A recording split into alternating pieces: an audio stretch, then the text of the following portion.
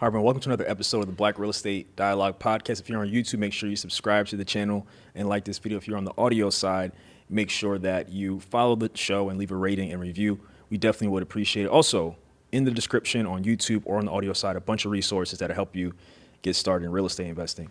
Very excited about this episode. Here with me today, I have J.Byron Brazier out of Chicago. Thank you for coming out, man. I really appreciate it. Oh, thanks for having me, Sam. Appreciate it. Definitely. Got to give a major shout out to Chicago. We spoke about it a little bit off camera, but love the city and looking forward to being back. Oh, yeah, it's a wonderful city. The summertime is unbeatable. Yeah. There's no city like it. And the skyline, the lake, everybody is super active. And it's a great town, and it's a fun town, and people are super friendly. Yeah. Absolutely. Yeah. So, a lot to talk about today. Yeah. You are the lead developer for Woodlawn Central, which will include 800 apartment units, boutique hotels, and a whole lot more. So I don't want to miss anything. Yeah. So first, we'd love if you could talk about the project, the scope of the project, what all it'll include. Sure. I'll just give like an overview and then give you a little background on how we got there. So Woodlawn Central is an 8-acre development, and like you said, there's about 800 plus units, multi-income units for sale and for lease. And affordable housing is really important, I think, especially in this era of housing and the housing crisis that we're in. So we want to make sure that within our project, because it's from our community, we want to make sure that there's access to housing and the multiplicity of housing as well. We also have 215,000 square feet of commercial space. And that is geared towards entrepreneurship. So there'll be more densely, concentrated spaces, so that you can have small businesses as well. There's a black box theater, about 300 seats. There's vertical farm, which is about 530,000 cubic feet, which is about 53,000 square feet. Will render about 3 tons of produce annually, so we can source for the community as well as have our own distribution. There's a 154 key hotel. There is a microgrid, which goes for our energy sustainability and our green energy model. So that way, if anything were to happen, that we would have energy to make sure that we were still supplying for our vertical farm, as well as our technology space, which is we're looking to do a data center. Mostly for the community. It's not the big Google or Microsoft data centers that people mostly think about when you say data center. But this is really a catalyst to look at how you bring community into the industry, and to bring infrastructure into specifically the Black community, as there needs to be both social and economic sustainability. And so those are the key pieces. And then because the site, the 8 acres, is actually on church property, the Apostolic Church of God in Chicago. It's a very well-known church. They are partners in this process and see the need to make sure that the outreach is beyond the walls of the church and into the community. And I think that's also one of the great pieces about Woodlawn Central, is that it is bridging the gap in some of these very institutional spaces that are also in desperate need to also manifest in our community. And so because we're taking the parking, we're also doing a 9-level parking facility to replace that parking. And all of the different programs, the cultural programs are anchored with residential.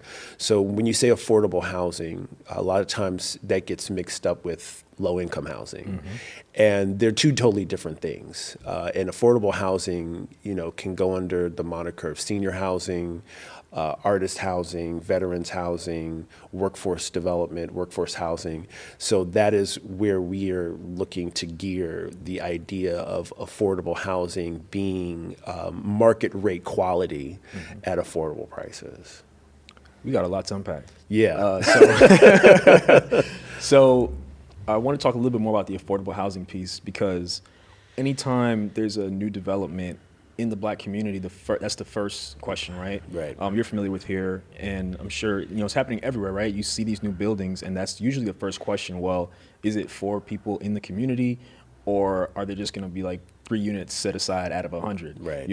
So talk a little bit more about that, in particular the workforce housing. That's a concept that I don't feel like people know too much about. So I would love if you could just dive into a little bit more about what exactly is the workforce housing piece. Sure. So one of the things about development in and of itself, it's a very niche industry, and it operates really on its own ecosystem. And there are certain people who have been what I call anointed to build. And not all the time do you see Black development happening at this scale because we don't have the land to do it. So the church actually owns the land, and it's unencumbered. So that gives a little bit of an extra edge. But one of the pieces about why gentrification is seen negatively is because of the displacement. And what happens is that the valuation that our industry uses is not valued on the grass, it's valued on the people, right? Because the grass on the south side is the same grass on the north side. And what they do is they take the AMI, which is the annual median income of that particular neighborhood, and they create a market study that says, well, the AMI in Black community is between $15,000 to $25,000 a year, so we can only build affordable housing, right? And then you perpetuate poverty within our community because of the scale that you're using. But then in order for you to make it market rate, now you're saying, well, I need to raise the AMI from 25,000 to 55 to 85,000. And so I've got to pull in people, who I believe can pay that. And it's typically, in their view, not us. So they put in these commercial, aspects, and all of this is really nonverbal communications, right? So when you see the renderings, or you see, things that are non-verbally communicating, they don't gear towards us. So like people say, you see a Starbucks coming in, you're in trouble. Yeah. Right. And so that kind of has been the usual process that happens. And with workforce housing, it's important that when you hear this live, work, play, it's not just colloquial, right? You're actually living and working and playing in the same community that makes your economy cyclical, your local economy cyclical. So the work that I do within the community now goes back into other programs, whether it be health or education or economic development or safety. All of those things get recycled back into the community. And so the idea of putting workforce housing into the community is one of the major infrastructures that make a healthy cyclical economy within the community. So the vertical farming would be our major workforce housing component. So each cultural aspect has residential components to it. So the theater has artist housing, the vertical farming has workforce housing. And so when you live in the community, you get specific types of discounts, because you are actually recycling your dollar back into your community. So when you hear, the Asian community, their dollar stays in their community 6 months, where our dollar stays in 6 minutes. And that's why workforce is really important. And that's why workforce and entrepreneurship work hand in hand. So you have to give people an opportunity to come into a community that's fit and ready for a market, because a workforce is there in some level of distribution.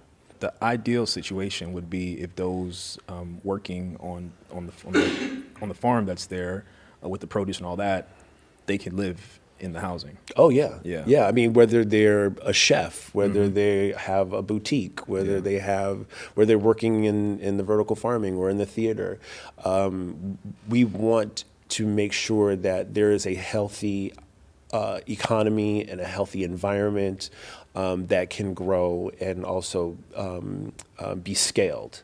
And Woodlawn Central is a micro version of a much bigger plan that the community of Woodlawn has set out as a 2060 plan for a smart Woodlawn. So we had to catalyze that, and so, because that's a multi-billion-dollar project, and it takes multiple years, to put together. But the idea of showing that we need to build it from the inside out, and with that manifestation of the church and the community and this private-public partnerships that are happening, then create almost a re-entry for those who have become successful, Black people who have become successful, and who leave their community and move to other communities and spend their tax dollars in other communities that help their education and help their safety. Now there's a place that actually is geared for the success of yourself as well as the success of your future children or your current children or whatever. So this generational wealth conversation starts through generational practices, which is kind of what we're trying to do in Woodlawn. It's so interesting you mentioned the workforce housing, because everywhere is the land of super commutes, right? So people commute into the city because they can't, and this is everywhere, people can't afford to live near where they work. Right. And this is a great opportunity to reverse that, right? And in a very intentional way. And to me, if I'm an employee and I can afford to live literally right next to where I work, I mean, my morale is going to be great. I'll spend more time with my family, and I'm going to work hard at my job because I'm getting the opportunity to live here too. So I think it's a win-win, if you ask me, in that regard. Absolutely. One in my studies, becoming a developer, I researched a lot, and one of the books that I found really interesting was village towns. And village towns are really kind of goes back to tribes in a sense, and in a village town, or a complete community, you work on the first level and then you live on the second level, or you live in the back, and that is exactly what you're describing, and is this opportunity to have a home. And those are the things that I think we've been missing for at least 100 years. Yeah. Definitely. Talk a little bit more about the produce and just growing produce on the site as well, because that's something that you really don't see in the city. I mean, you might see things here and there, small little urban farms and stuff like that. But talk about that and why that was a part of the project, and just what you see as the benefits of that in the long term. Yeah, the vertical farming. So when we started looking at how to conceptualize around doing a development from the inside out, there's some very key pieces. Culture is one of them. And without having to relitigate our past, we're missing some key pieces from an antiquitous standpoint of this is how we've done it for 10,000 years, right? Where other people get to actually benefit from those things, we almost have to make those things up in real time, and then replace some of that cultural DNA with the current, modern world that we live in. And so when you look at sustainability, food, water, shelter, those are the three main pieces. But then having to create something that is not just, static, it has to actually render, some other sustainability models from social to economic. That piece for vertical farming was really key, because agriculture is a part of culture. So when you're looking at food, that's a huge part of culture. And so when we started looking at it, we said, here are the four corners of culture, which is performing arts, visual arts / retail, technology as a replacement of language, and then agriculture as how we source our food and our nutrition. And we as a community suffer from two of the most silent killers of hypertension and diabetes. That is really stemmed from our diet and the lack of good produce, the lack of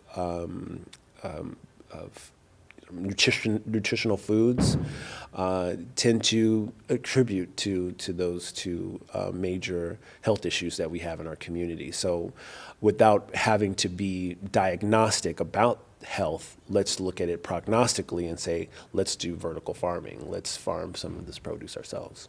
That makes a lot of sense. Is the Woodlawn area a food desert? Yes. Well, it had been for a really long time. There was recently a grocery store, a large chain grocery store that was put in. It's maybe about a mile from the Woodlawn Central site, but I think that, you know, without those corner delis, you know, in New York, I've lived in New York for a minute, you had your bodegas, you know, you can always go and get food. You can walk outside your door and there's always food.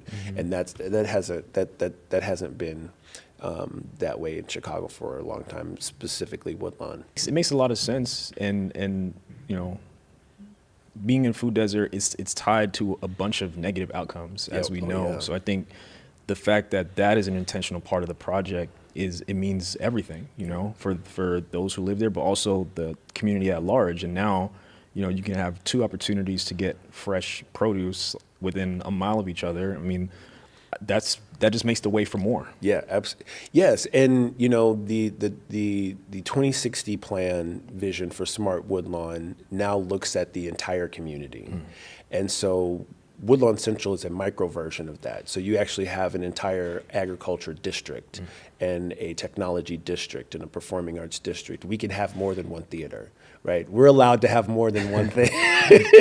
Right? You say, oh, we already have that. No, we can have more, right?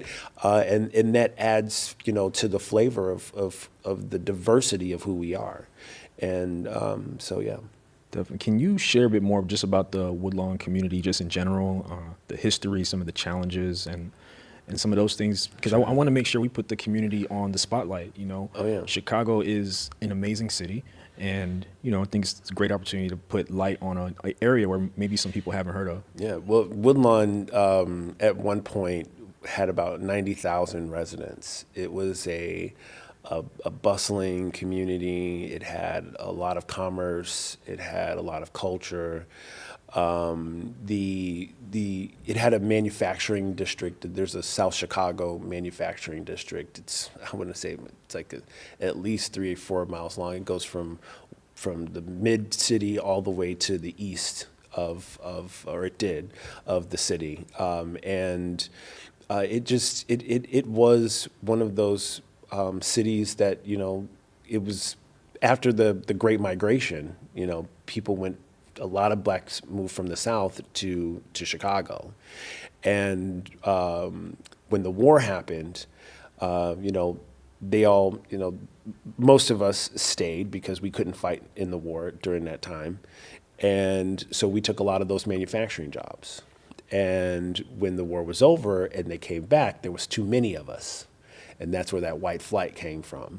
So a lot of the big brownstones and graystones and mansions and mini mansions that we have, you know, between Woodlawn and Bronzeville, were all at one time a very white community, and now it's 70% black. But there's a lot of Lorraine Hansberry came out of Woodlawn and the South Side, and Quincy Jones, and the list goes on how many people have come out of Chicago, because it is the birthplace of gospel, the birthplace of house music, the birthplace of jazz and blues, and the Checkerboard Lounge, you know, that was there, very close to Woodlawn. Just, you know, when you separate the communities, they're not culturally separated.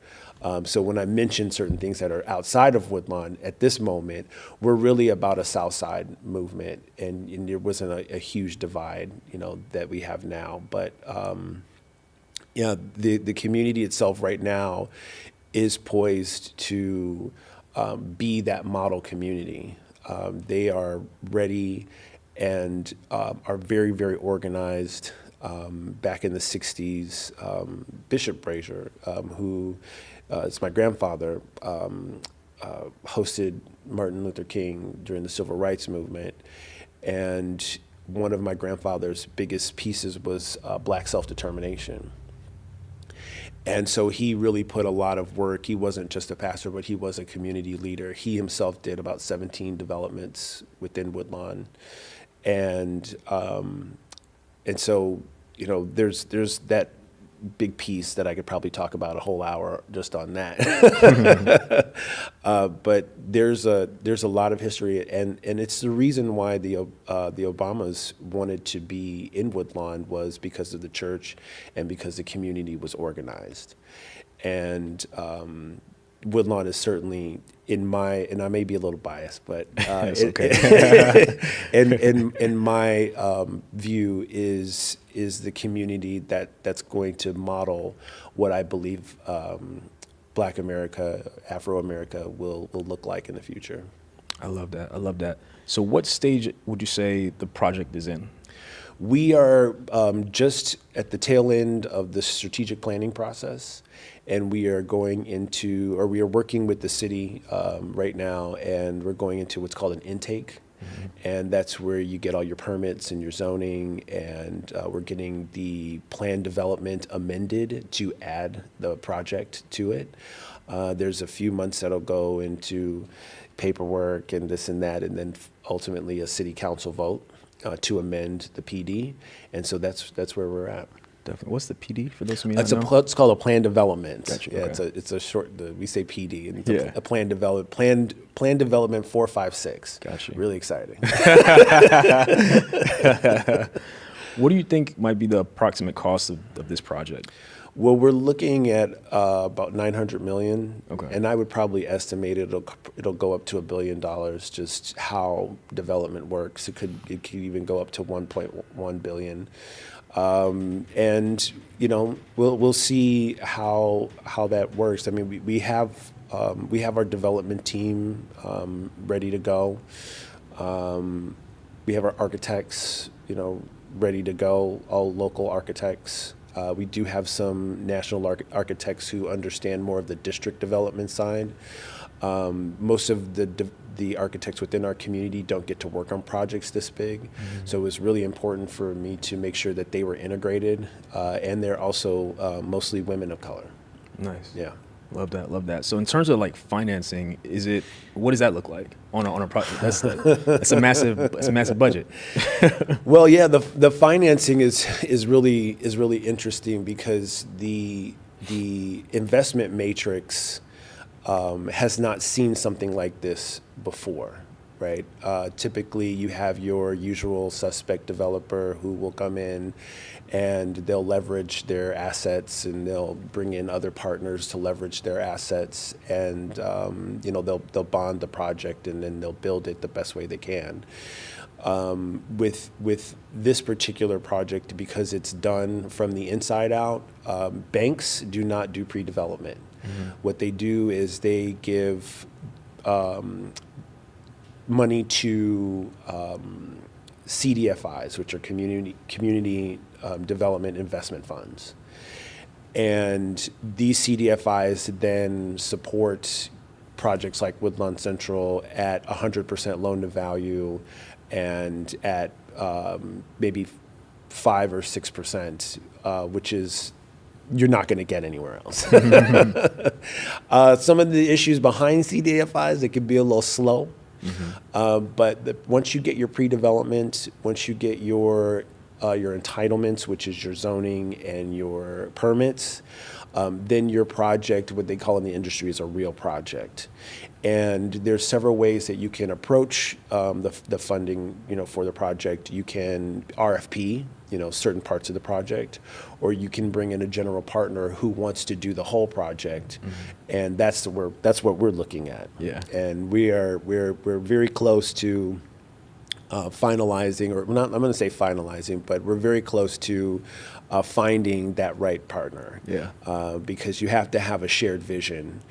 And it's important to have a shared vision when you're bringing in outside developers, because most of the people at this level don't look like you or me, right? And so you wouldn't necessarily go to a podiatrist for neurosurgery, right? Yeah. So you can't ask somebody outside of your community to have the best interest of your community, to build your community. So we have to play a very intricate role in making sure that the culture that we're trying to build and the customs that we're trying to build stay intact for future development, but you, as our general partner, our capital partner, still get your triple bottom line satisfied. For those who may not be familiar, what is an RFP? It's a request for proposal, or a request for participation, and it's kind of a competition for developers. So you have numerous hotel developers, and not every developer does everything. So when you're looking at a project like this, it's got a lot of different programs to it, because it's a campus project. And so you've got your residential developers, multifamily developers, you've got your commercial developers, industrial developers, and so we will have to then send out an RFP to those specific developers to see if they would like to participate and develop, our hotel or develop our housing. It takes that's not ideal, for us, but it's something that we can do, and I think from a financing standpoint, it allows the landowner to not put in so much risk, and because development is very risky. Yeah, that makes a lot of sense. Yeah. That makes a lot of sense. And we talked about pre-development for a bit. So many people who watch and check out different episodes, they have so many questions about, which is great, about the different parts of the development process. So can you just talk a little bit more about what is generally involved in the pre-development process? Sure. Before pre-development, you have your strategic planning. So you do your concept master plan. Some people like to use primary instead of master. So so it's your primary, plan, concept plan. And then you kind of give an idea. So Woodlawn Central, as you see it today, is the concept plan. And once you get through that and you say, okay, city, we want to do this, yes or no, they say yes, and they're like, great, now we can go into pre-development. That's where we get our general contractors together, our owners reps together. The GC or the general contractor will work and find the right subs for each of the individual components and construction. You do the concept. The concept plan then turns into a detailed master plan or a detailed primary plan. And that is where all of your floor plans, all of your measurements, all of those things are now very finite. You are looking at every staple, every piece of paper, every screw, every nut, every bolt is all accounted for in that process. And so all the construction documents that are built, in that stage. And then once you get through pre-development, then you go into construction, and that is infrastructure. So everything that you don't see that's in the ground, your plumbing, your electrical, your streets, easements, stuff like that. Yeah, I appreciate you breaking that down, because, oftentimes people will drive by, they'll see, wow, this building went up so quickly in 12 to 24 months. Yeah. And what we see as someone just driving up the street, we see the process, but no one really thinks about what all had to happen before that. In many cases, could be years of work before you even put anything into the ground. So I appreciate you just detailing, what has to happen behind the scenes. Oh yeah, It's you can't Google the process. You got to live it, and it is definitely not for the faint of heart. Yeah. Yeah, but it is, once you understand it, it's not rocket science, but Yeah. it does. We spent. We had did the 2060 plan, and we worked with Montana State University. They came down and they underwrote the concept plan for the Woodlawn community, which we were very, very appreciative of them for. And then the pandemic hit, and that stopped everything. And so I said, well, one pandemic, it's not going to hold us down. Let's really think through this. And so we spent 2020 and 2021 building the concept for Woodlawn Central. Yeah. And so there's 2 years of just putting the renderings together, putting the narratives together. Yeah. And then now we're spending, so 2021 we announced, and now we're in 2023, and now we're just getting through, the city part, right? There's a lot of people, when they see projects like this, they want to be a part of it. And you have to be very mindful about what you need at that time, right? Yeah. And you can't waste a lot of time and money that you don't have, working in spaces or working around things that you don't need. And so you have to, when you get into the development game, your budget is very lean. And your concepts have to be very big. I love that. One of the things you mentioned earlier was there'll be some units for sale and some for lease. Yeah. So the ones that'll be for sale, would those be like condos? Yes.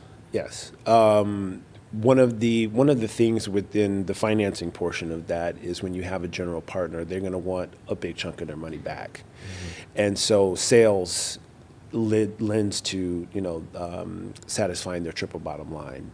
And so there'll be market rate sales, there'll be affordable sales, and then there'll be some luxury. Yeah. Yeah. That's good. So as far as figuring out that mix, it sounds like to beat the bottom line and work with all partners, it's important for anyone who might be watching this to consider how you might want to structure those things so that the numbers make sense. Yeah. Typically, when I would say back in about 2013, there was this a third luxe, a third market, and a third affordable. Within this housing crisis since then, it's been even more of a need for affordable housing, and affordable housing is subsidized quite easily, from a government standpoint. But this is a private project, and so we are not bound by the ordinance of Woodlawn, which is 30%. Any projects on city land must be 30% affordable. But we did commit to the community that we would stick to the ordinance and that we would do 30% affordable within Woodlawn Central. Definitely. One thing you mentioned too is just having a mixed income environment, which I believe is very beneficial. Some may not necessarily be too aware of that kind of structure because, most often folks, their mind goes to like affordable, it should be affordable for everyone making a certain income. Right. However, there is a lot of value in a mixed income environment. So from your perspective, what would you say are some of the advantages for everyone in the community of having, all of those units, but it's a mixed income and not necessarily one class of people financially, if that makes sense? Yeah. We were approached by one of our reps to make the project entirely affordable. And when you do the numbers, the cost of things today and the profit margins to do affordable don't mix. They don't make sense.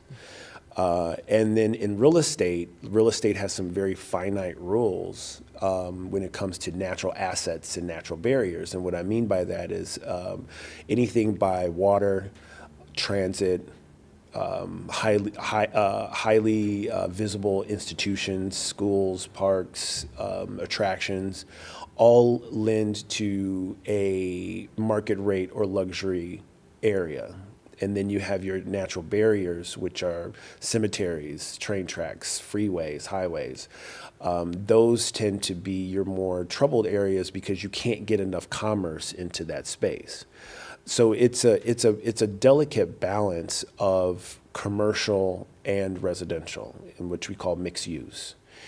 And to be able to make sure that it is profitable, you have to have a mix of income, in there. So what we were talking about earlier is re-entry. Those of us who've become successful, who are in the 6 and 7 figures.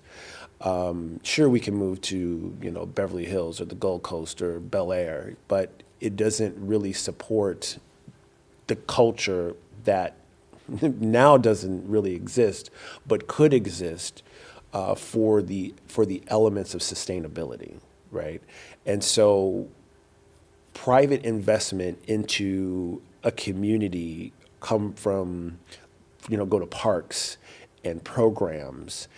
So when you go into affluent neighborhoods and you see parks named after people, it's because they paid for it. The city didn't pay for it. The state didn't pay for it. The county didn't pay for it. The feds didn't pay for it. The people who live there, who are the affluent pillars of the community, are the ones who shape the community and the culture of the community. So if we lack that private investment, then we lack any ability to invest generationally into our children.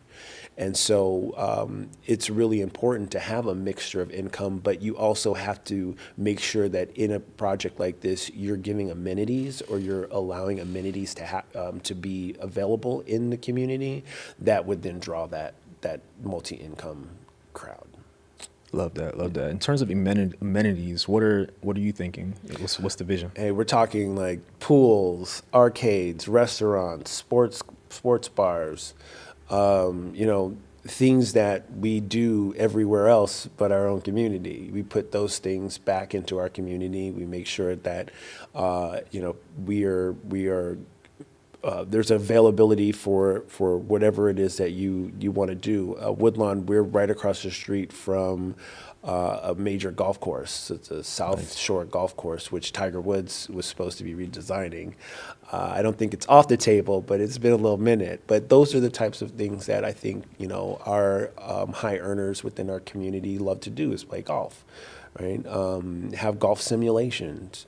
Really immerse our young people into AI and AR and VR, design, the entire STEM opportunities. Those are the things. Walkability is a key thing when you're looking at, where do I want to live next? What do I have at my disposal? Do I have to get in my car? Do I have to get into an Uber? Do I have to get on a train or a bus to get some of the basic things that I need? I think that is a part of the amenity process. Definitely. And I love that because, obviously anyone can come and live down there, but there was a time when we all lived together, like all income ranges and all that stuff.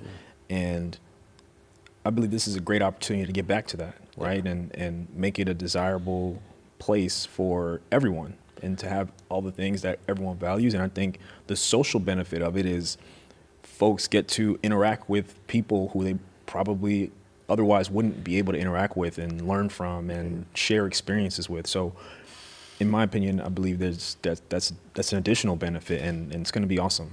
Yeah, it's a colleague of mine says it's a black utopia. And I like that. And I agree. And I don't want to be too pie in the sky. Yeah. But these are not things that nobody else is experiencing. If you look at this at 30,000 feet, we are the only group of people who don't live together. You've got Chinatown, you've got Koreatown, you've got Little Italy, and Greek town, Ukrainian village. Right? It is very customary for those who identify with one another culturally and physically that we understand the needs and necessities for a higher level of sustainability, both socially and economically. And so I know that all of us, are not on the same page. And so I always kind of question, who do I think I am, right? But I can't ask permission to do something that I believe that I've been called to do. I'm going to do it. And if you like it, that's wonderful. If you don't, you may eventually like it, right? Yeah. So, it's one of those things that I struggled with early on was knowing that we are divided and then saying, hey, here's some unification for you. It doesn't always work that way. Definitely. So you mentioned the calling, and it's been great hearing you talk just through the whole process. And I could tell this is like your world right now.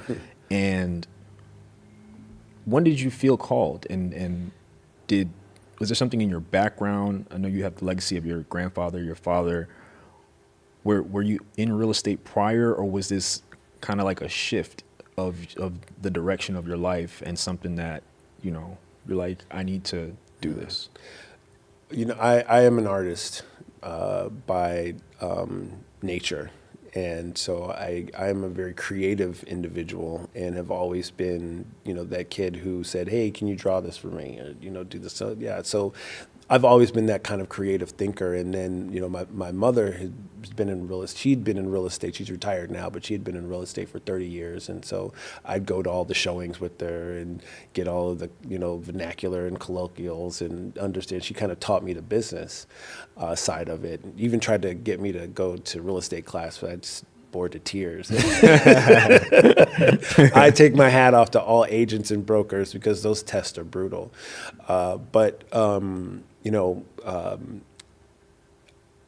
When I decided that I didn't want to work for anybody anymore, because I couldn't get into a career where people would allow me to be me, right?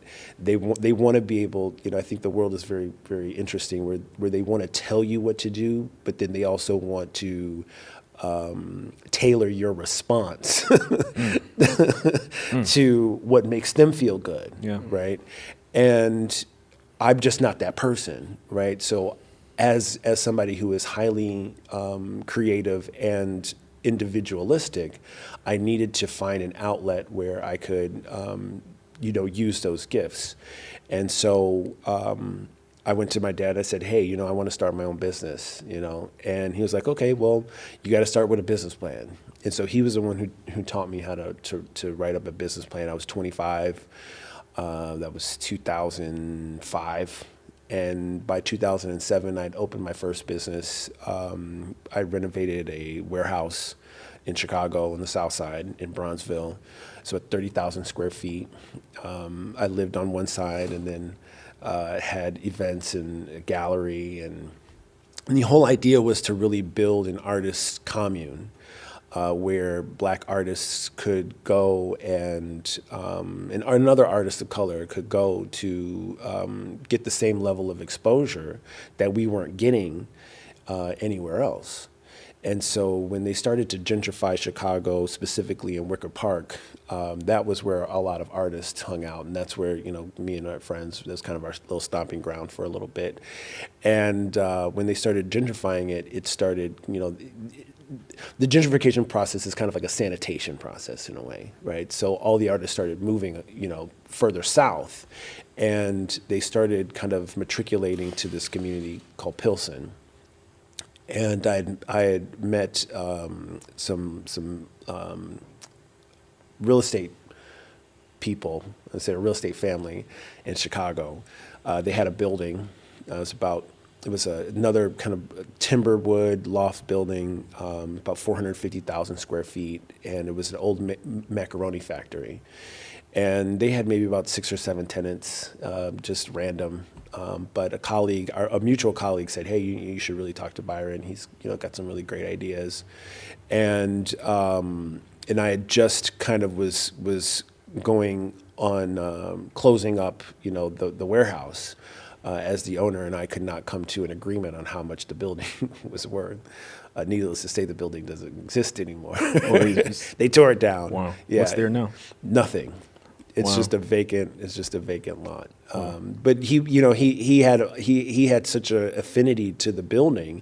You would have thought that But I had done such a good job at bringing, synergy to that space. So many people wanted it.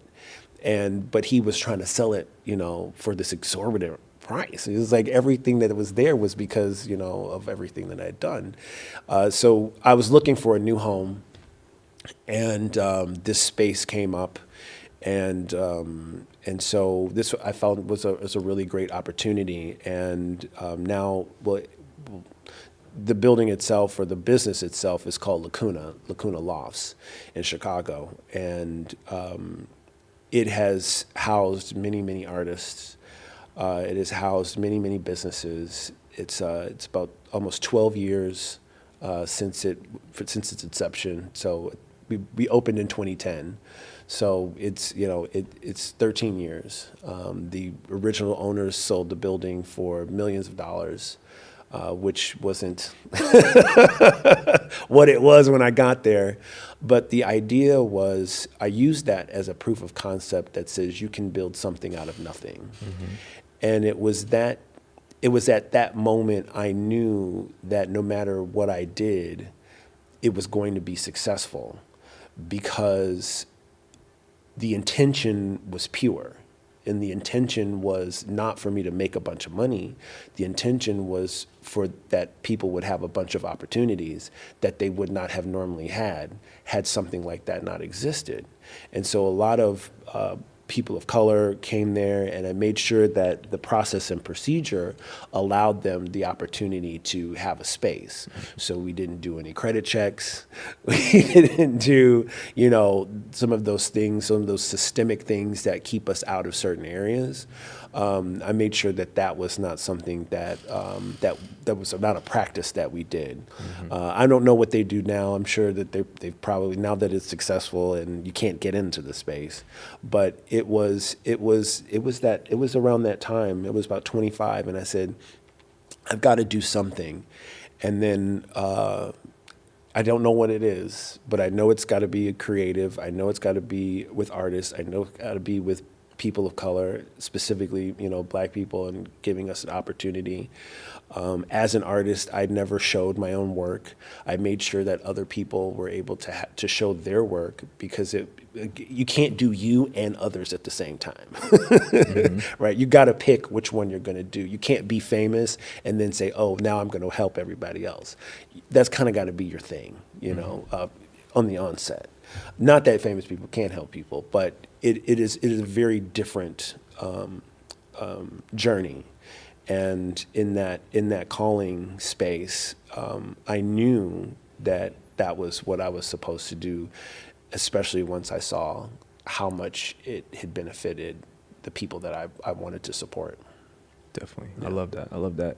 And how does it feel just to be leading the charge on this? And you mentioned your grandfather and everything he did in the community and the developments that he was able to do, and of course your father and the church and what they're doing in the community.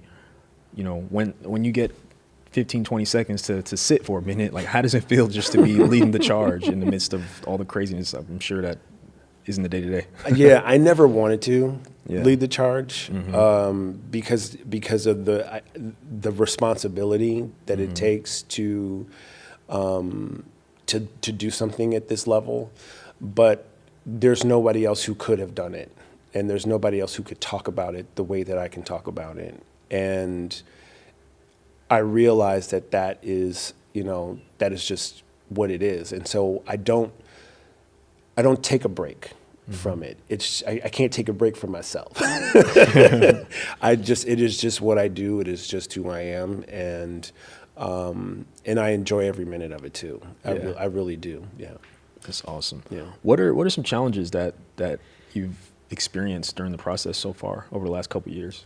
Oh, the challenges actually have been more internal than external.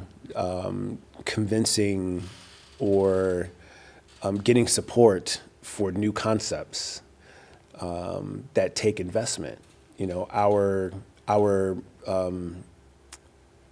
The generation who is leading right now have become risk averse.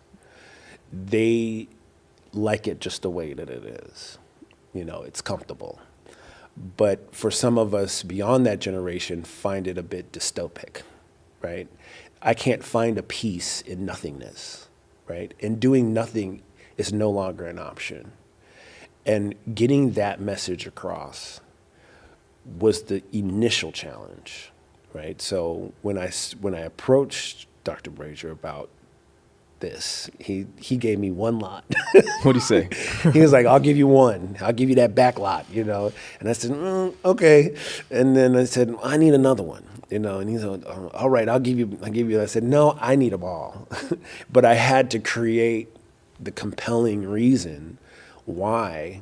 And it was about sustainability, right? It wasn't about, oh, the church is going to make all this money and this, and that, because that's not what our family is about. My grandfather wasn't about it. My dad's not about it. It's always been about the community and the church, and making sure that the church stuck to its mission, vision, and objectives, and that through those mission and objectives, that the community would grow. But there has to be an additional intention to that, because now generationally the needs are different, and this was something. A part of the compelling argument was that this was a need. Right? Even the industry of church, so to speak, and I hate to call it an industry, but I think that that's the best way I can describe it. Even it in itself is changing. People are not coming, you know, and sitting in the seats, right? You've got technology, they get online, they have living room church, right? It's true. and you know, and it's, you know, and that's what it is, right? And so we don't know what the future holds. There may be a future where cars are no longer necessary. There may be a future where, you know, being there, and the people there are people actually from the community. So when you have these big mega churches, you have to be a church of the community, not a church in the community. And those are two totally different things. And kind of shedding a light on some of those missed opportunities to being a church of the community, I think, is how Woodlawn Central begins to, you know, work, you know, in those gaps, and bridge those gaps from a spiritual standpoint to a social standpoint to a sustainability standpoint. Definitely. I want to talk about the tech piece a little bit, because you touched on it very little bit, just AI and just different technology and things that will be a part of the project. Can you talk about that a little bit? Yeah, sure. So technology is one of the four corners of culture in the strategy, and we're using technology as a replacement of language. And technology is a language. Coding is a language. And it is a modern language that we are not very familiar with as a group. And so the tech space is built as a resource. So there's a resource center that then focuses on education for youth and adults on AI, AR, and VR. So artificial intelligence, augmented reality, and virtual reality. And that could be in the space of coding, it could be in the space of design, it could be in the space of concepts, it could be space of research and development. We want to make sure that we're spanning out all of the different opportunities that are going to be a part of this new fourth industrial revolution that's happening, you know, e.g. technology. And so in that space, having access to equipment, having access to educational resources, having access to teachers and professors and the like, you know, is what I think is really important, specifically in the Woodlawn Central space. And then there'll be office buildings or an office space for startups. And startups who want to be startups, and, you know, just overall what used to be called incubators is now called shared space. So, you know, it's those spaces. So we're not trying to be a WeWork. I already did that. I was WeWork before WeWork was WeWork. Yeah. And so but it is, again, it is a cultural space concentrated for our community to kind of leapfrog these 200 years that we've been behind in some of these economic spaces. I love that. And it's so interesting, just all the talk around AI, and it's some amazing stuff out there. There's a lot of fear behind it, but conversations I've had and thoughts that I've had is that we should lean into it. And the next generation needs to be part of the back end of this stuff, creating new technology opportunities with the AI space or whatever, or learning how to build and model and do all that stuff. To me, when you talk about the fourth industrial revolution, I believe that's where the great opportunity is for the next generation, in my opinion. Oh, you're 100% right. Artificial intelligence is not real intelligence, right? They're humans who are adding to the pot of what AI is.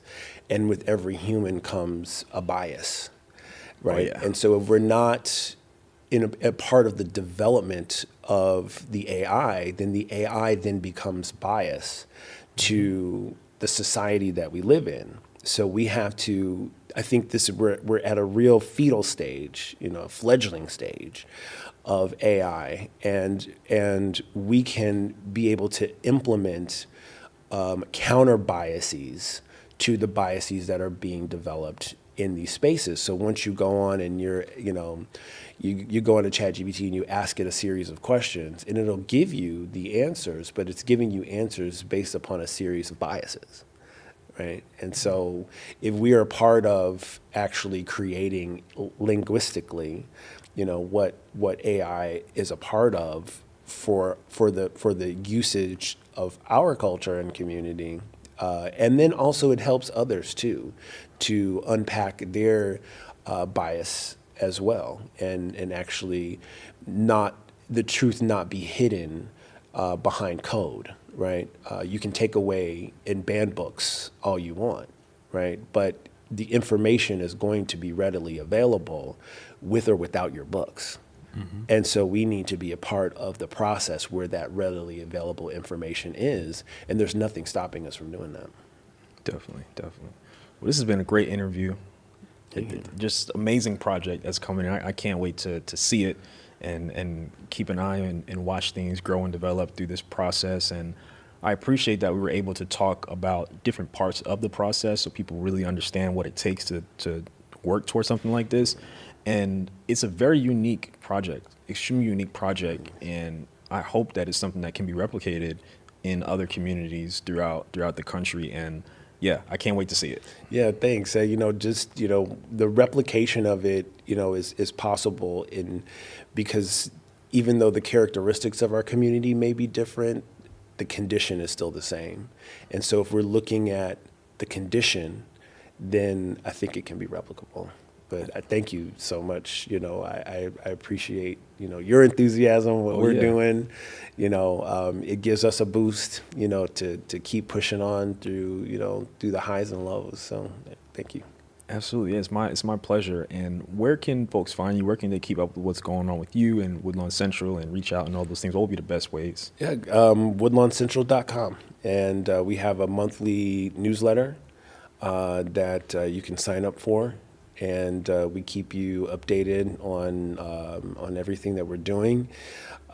We've got some really great announcements that are coming out later this year. We're bringing on some new team members, and I'm really excited about them coming on and helping us gain more exposure. Absolutely.